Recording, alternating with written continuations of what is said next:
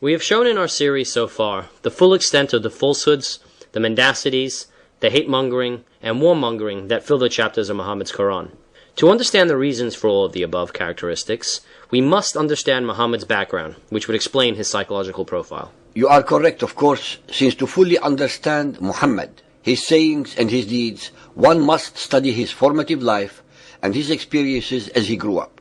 Everything he did in his life depended entirely upon his upbringing and the influences of the people who took care of him as he matured. Muhammadans tell us all kinds of myths and fairy tales about the childhood of their religious founder Muhammad. The reality is that these are no better than make-believe stories and fables old women tell their grandchildren. Unfortunately, these stories have been adopted into the mainstream of Muhammadan Islam as irrefutable fact. Abd al-Muttalib was Muhammad's grandfather from the Quraysh tribe in Mecca. He traded with Syria and the Yemen and had obtained certain profitable privileges at the pagan shrine of Mecca. It was he who supplied the pilgrims with food and water. He had a number of wives from different tribes who gave him 10 sons, Muhammad's father and uncles, as well as 6 daughters.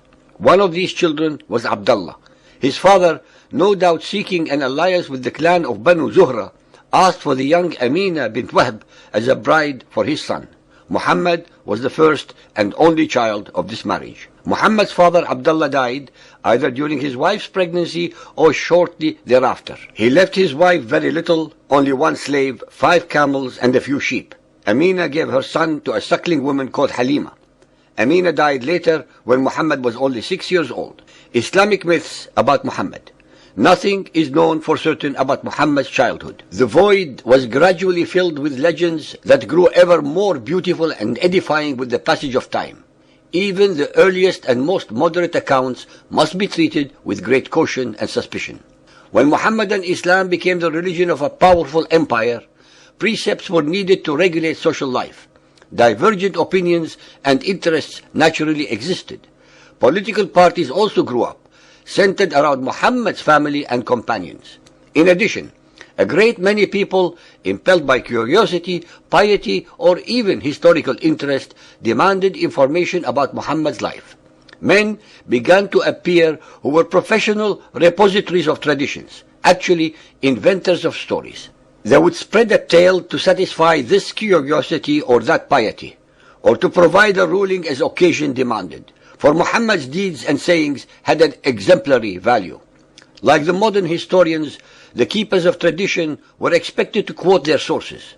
But these were oral ones. Such a story came from such a one, who in turn heard it from another, and so on all the way back to one of Muhammad's contemporaries who had seen him or had heard him say it. It was, of course, a very simple matter to make up false traditions, the Arabic word hadith meaning narratives, to support one's own party or opinion.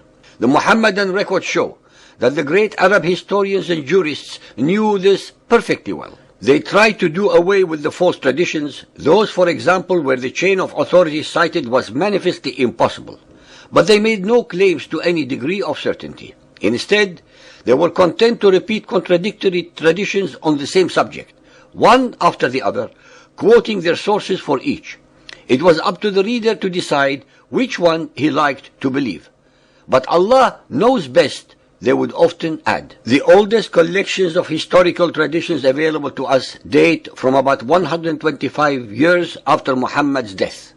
Much imagination had gone to work in the meantime, and yet many facts can be established. As the parties who differ most widely are agreed on the main events of Muhammad's life.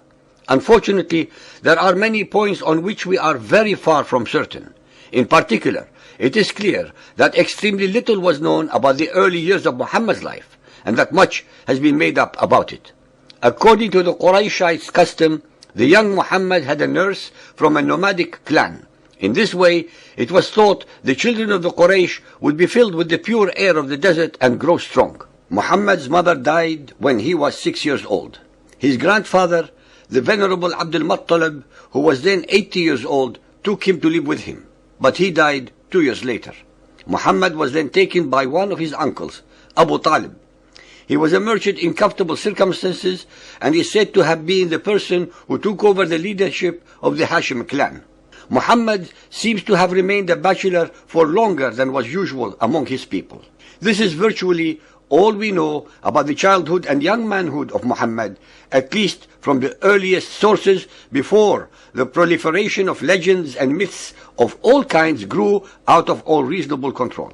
No matter what the facts of his upbringing are, what we have on hand is more than enough to build a realistic picture of Muhammad's childhood and upbringing. It is clear that from the very beginning he did not have an auspicious start to life. Muhammad was totally deprived of any parental love and affection, as well as the security and warmth of belonging. Neither his soul nor his body were properly nourished. He was not necessarily attended to when he cried. He did not get picked up, hugged, cuddled, and sweet loving words whispered in his ears. He did not have a father figure to love him, guide him, play with him, and make him feel protected and secure. He did not have the love and warmth of his mother's body and sense of belonging that every child needs. It is impossible for a surrogate mother, a grandfather, or an uncle to show as much love, affection, understanding, and comprehension of a child as a father and mother.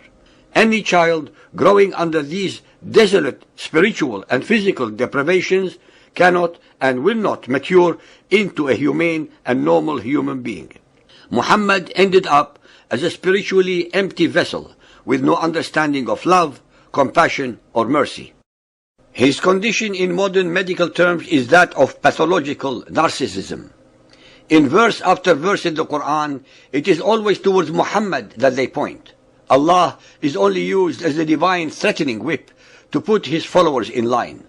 The verses of the Quran instruct Muhammad's followers that they should obey him blindly and unquestioningly, that they should follow whatever example he may set, his sunnah, that they should believe that he is the messenger of Allah, that they should know that he, Muhammad, is superior to any and all other Arabs, if not humanity, that he, Muhammad, has intercessory powers with Allah, that revelations come to him whenever and wherever he needs them, that Allah hates the enemies of Muhammad in even greater measure than Muhammad, that everything Muhammad covets, wants, needs, or lusts for is made halal to him by the will of Allah through the usual convenient and made-to-order revelations, that all those who do not believe in him or insult him will end up dead, usually murdered, and that their bodies will suffer the eternal and numerous tortures of Allah's hell, that he is the beloved of Allah, that the enemies of Muhammad are automatically the enemies of Allah. There is no difference in the association, that even the gossip of his wives is monitored by Allah, that he is in touch with the angel Gabriel a lot of the time, especially when a necessary revelation is required, that those who die fighting at the behest of Muhammad will go to a paradise full of sensual and carnal pleasures, with males or females infinitely more rewarding than anything on earthly life. When the verses of the Quran are studied carefully, anyone who knows the different characteristics of pathological narcissism will be able to, without any difficulty whatsoever, to fit one or more of them perfectly with verses from the Quran. It is inconceivable that any omniscient, compassionate, and merciful God would have revealed all the anomalies, inconsistencies, incongruities, contradictions, misinformation, grammatical errors, disinformation, absurdities, and mendacities that fill the verses of the Quran. All these facts can be fully and easily explained the moment the listener comes to the only logical conclusion possible, that every letter, every word, every verse ayah, and every chapter surah in the Quran are the product of Muhammad's own imagination, his alter ego, but cleverly projected into the unsuspecting mouth of Allah, the supreme rock god of pagan Mecca, embedded in the corner wall of the Kaaba called the Black Stone. Hence, Allah, the rock god of pagan Arabia, and the Quran is not and cannot be the god of Israel, of Christianity, of Zoroaster, or anybody else. Neither could a rock reveal anything to anyone. The conundrum is now immediately and very logically resolved. The Quran is not divine. Muhammad, Allah, Gabriel, and Satan are all one and the same, Muhammad himself.